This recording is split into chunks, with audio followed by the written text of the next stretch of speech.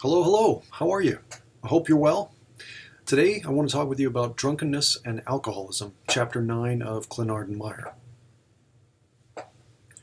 One thing to note, alcoholism is a very prominent disorder in U.S. society, and that is in part because alcohol is the most popular mood-altering drug that's consumed in the United States today. Society's norms determine when alcohol consumption steps over the line and becomes deviant behavior. So, I can ask you questions about this. Like, for example, what would you think would constitute deviant behavior related to alcoholism? Would it be drinking in the morning? Would it be missing work? Would it be being hungover at work? You could come up with a scale and you could have people estimate all these different things. But there's no hard and fast measure of this. It's in the eye somewhat of the people who are the beholders, the person who's also drinking. But there are norms usually about things that are not explicit but implicit. And people say, it's, again, like art, you know alcoholism when you see it. There are also physical and behavioral consequences of alcohol consumption, which we'll discuss. One thing about alcohol, it says the physiological and behavioral aspects of it, it does not lead to a physiological habit in the way that other drugs do. The examples I have there are crack and heroin. There are harder substances that are very quickly addictive, and it doesn't take too many exposures in order to develop tolerance and, again, cravings for that drug. Alcohol is a little different. It's something that it will be used and then its effects will dissipate over the course of 24 hours and then that's it.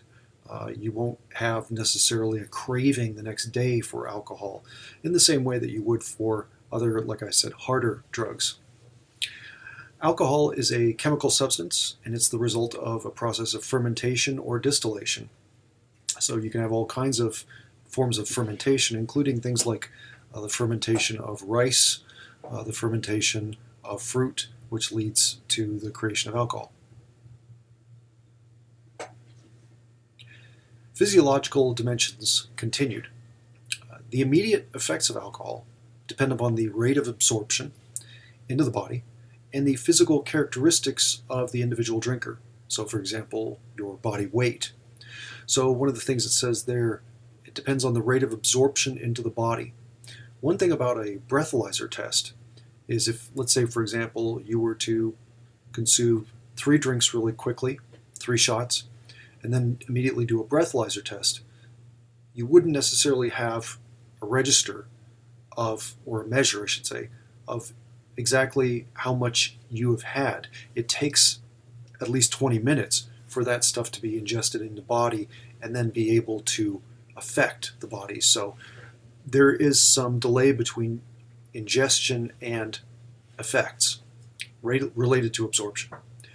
Large quantities disturb the activities in the organs controlled by the brain and cause the symptoms we refer to as drunkenness.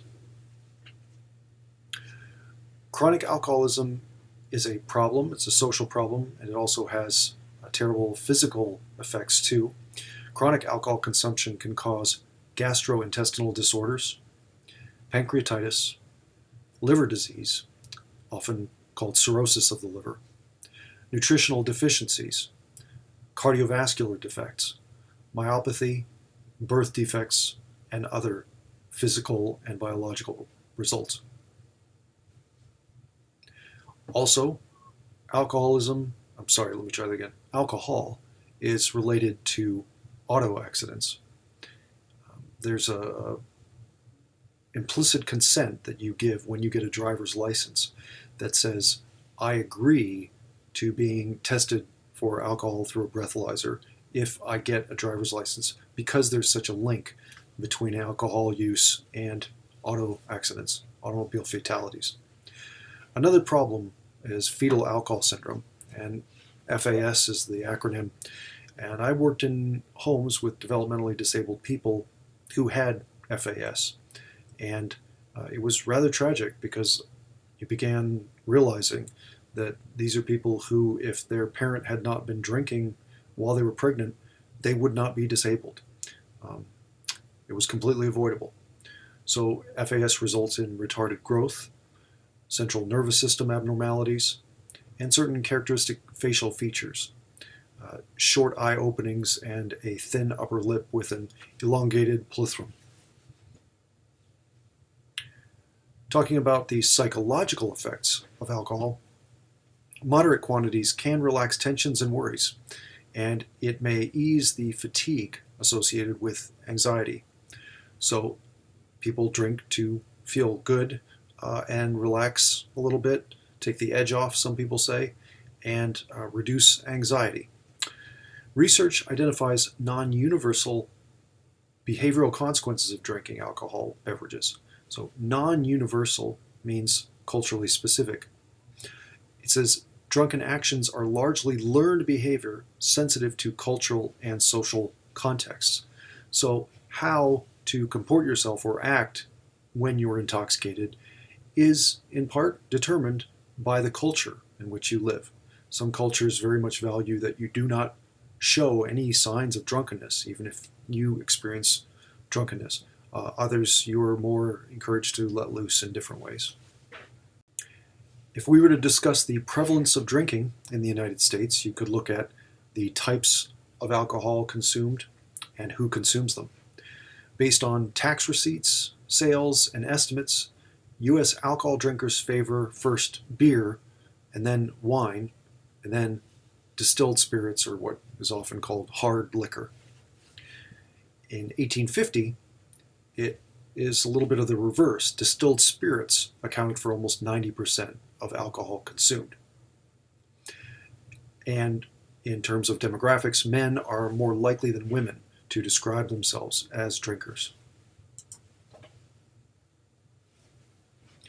We can do a categorization of drinkers, a typology of drinkers. Norms set standards for consumption of alcoholic beverages, and those norms indicate to drinkers, first, which beverages suit specific occasions and times. Second, how much should they consume in a particular context? And third, what kind of behavior society is willing to tolerate after consumption, society or a particular group in a particular setting. If you have someone who's drinking for reasons of sociability, conviviality, and conventionality, if you were to answer this as a test question, what would you say that person is known as?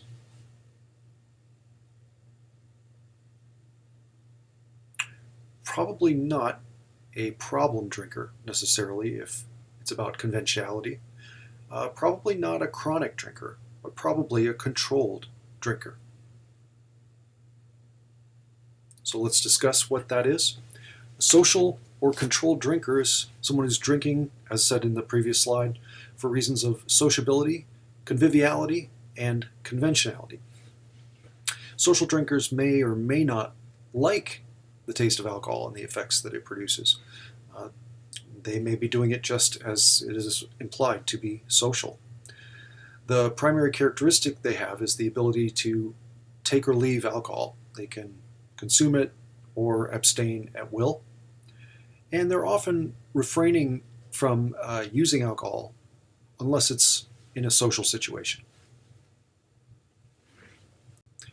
Heavy drinkers are frequent users of alcohol and perhaps occasionally consuming sufficient quantities to become intoxicated.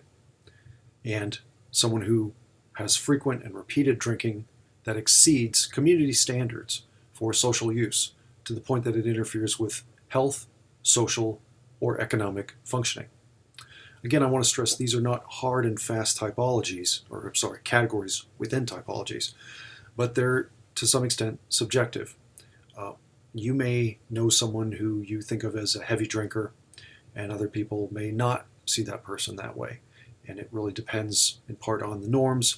It does mention here exceeds community standards. Now, there are different communities. So it's a little bit like asking, do you think someone is an alcoholic or not? I would think that if the question is being raised, then that's an indicator that that person might have a problem. However, the meaning of alcoholism does differ among scholars. Some people suggest that it denotes a disease characterized by physiological dependence and uncontrolled drinking. And that leads into the problem drinker, those who experience some problem as a result of their drinking, regardless of how much they consume or the circumstances surrounding that consumption. So the problem could be problems with relationships, problems with the law, problems with employment. And therefore, the second bullet point says the problem drinker is distinguished by the consequences of alcohol rather than the characteristics of the drinker or the quantity or frequency of consumption. Chronic alcoholics. These are individuals who consume large quantities of alcohol over long periods of time, and they embody characteristics of compulsion, solitary drinking, drinking alone, morning drinking, and general physical deterioration related to alcoholism. Alcoholics cannot escape the problems caused by alcohol consumption by terminating drinking. Drinking has been considered an integral part of American social life since the early settlement of the Pilgrims. It's a long-standing American tradition. Drinking patterns, as mentioned before, are learned behaviors, and those are behaviors that are passed from generation to generation. So it's not necessarily the ideal that there's a genetic predisposition toward alcohol.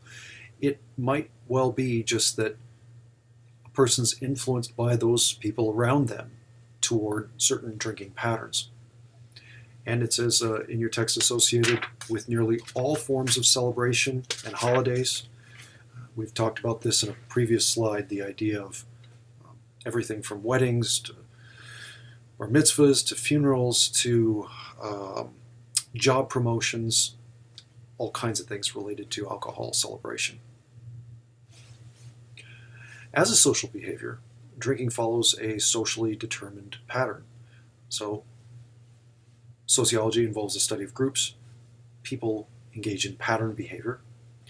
And you could also say that drinking frequently varies by a person's age, education, income, the size of the community, the person's marital status, and or religious preference.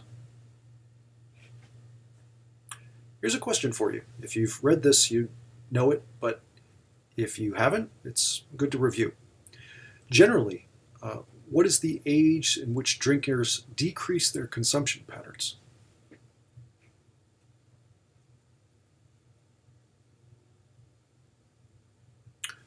The answer for this one, according to research, is D, 35.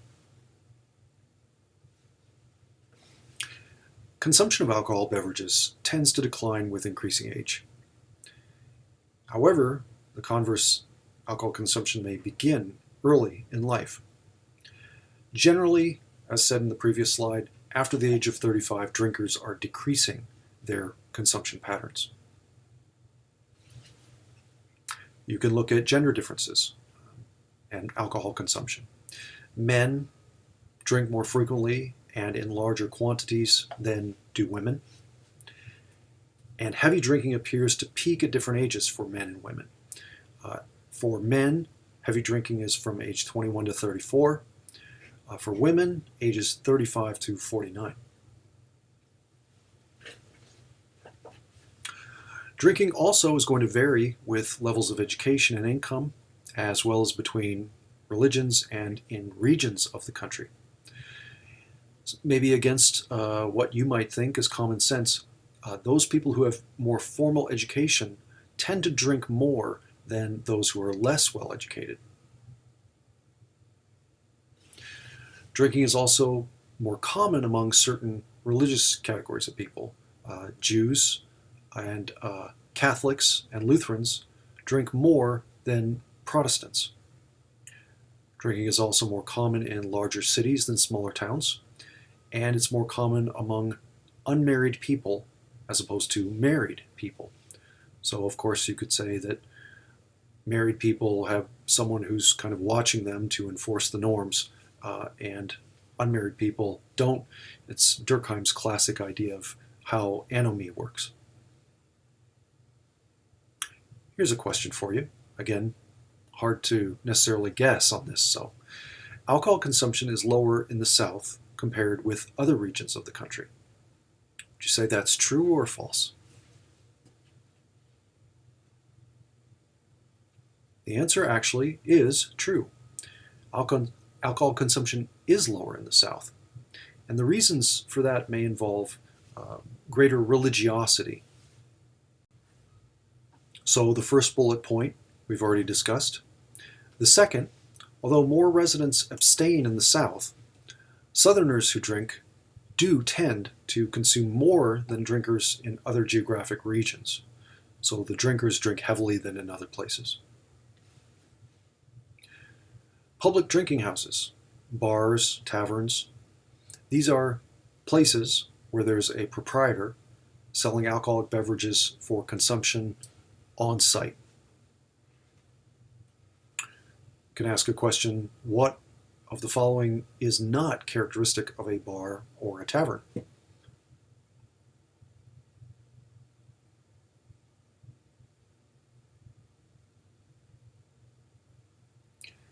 The answer is that you are in public, so it's not a private activity when you're drinking at a bar or a tavern. Some of the characteristics of bars and taverns, as mentioned in the previous slide.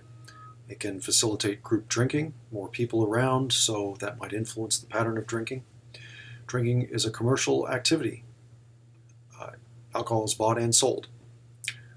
Alcohol tends to be served rather than other drinks, although many bars and taverns do have non-alcoholic options. Bartenders serve as functionaries. They are there to distribute the alcohol. And the customs influence each establishment. So it depends on the history and the types of individuals who tend to frequent such places as to how each works.